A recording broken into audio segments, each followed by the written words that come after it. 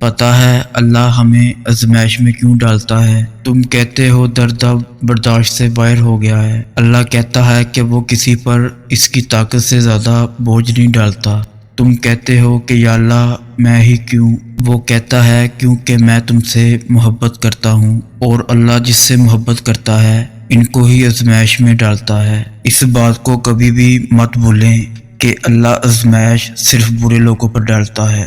اللہ اپنے محبوب بندوں کو زیادہ آزمائشوں میں ڈالتا ہے تاکہ وہ جان سکے اس کا محبوب بندہ کیا کرتا ہے۔ یاد رکھیں ہر رات اپنے ساتھ سویرا لے کر آتی ہے، ہر مشکل کے ساتھ آسانی ہے۔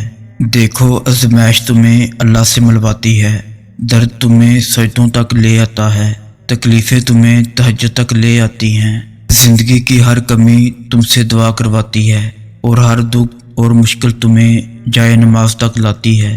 اور اللہ اپنے پیاروں کو ہی سب سے زیادہ آزماتا ہے کیونکہ وہ ہمیں اپنے قریب دیکھنا چاہتا ہے، تو اس لیے اللہ ہے قریب ہو جائیں۔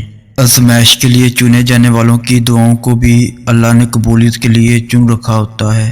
وہ تمہارے ہاتھوں کو تب تک خالی نہیں کرتا جب تک وہ انہیں اور بہتر چیز سے بھرنے کا ارادہ نہ کر لے۔ جب بھی اداس ہونے لگو تو خود کو یہ یاد دلایا کرو کہ جس نے مشکل دی ہے اس نے مدد کا بھی وعدہ کر رکھا ہے۔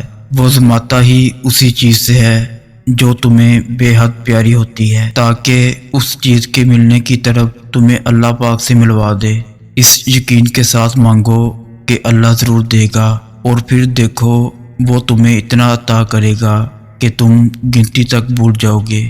دعائیں نصیب سے نہیں بلکہ نصیب دعاؤں سے ملتا ہے، اور کائنات کے سارے معجزے دعاؤں سے ہوتے ہیں۔ آزمائش کی گھڑی میں اپنے مالک پر پورا بھروسہ رکھو، وہ تمہارے حصے کی خوشی تمہیں ضرور عطا فرمائے گا۔